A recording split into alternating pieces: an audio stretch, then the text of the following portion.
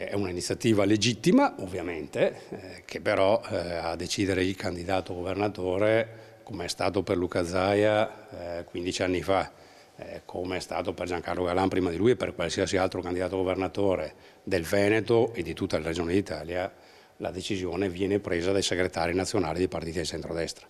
E così sarà anche per il Veneto. Lo ripete da sempre e lo ribadisce. Con buona pace dei leghisti veneti, alla fine sarà il tavolo nazionale a Roma a decidere chi guiderà il centrodestra alle regionali. Così, mentre è pronta a partire in tutte le piazze la raccolta firme per chiedere ai cittadini se il candidato governatore deve essere del Carroccio, iniziativa lanciata da Alberto Stefani negli studi di Ring martedì, il numero 1 di Forza Italia in Veneto la guarda più come un tentativo di mostrare i muscoli. La Lega la fa per dimostrare il suo peso, ma la decisione poi è nazionale. Non teme lo strappo nel centrodestra?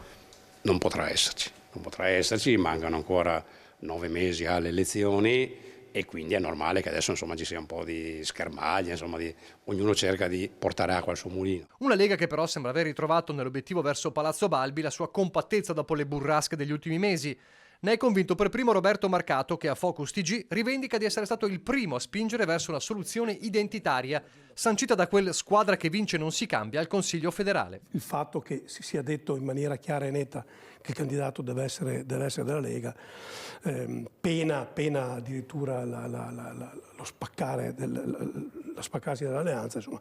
È un tema politico importante. Portata a unità in Veneto, ora però c'è da far navigare tutta la Lega in acque sicure, spiega Marcato, a partire dal Congresso federale, dove invertire la rotta di un crollo di consensi causato proprio dalla identità offuscata. Il nostro elettore a un certo punto non ci ha più riconosciuto.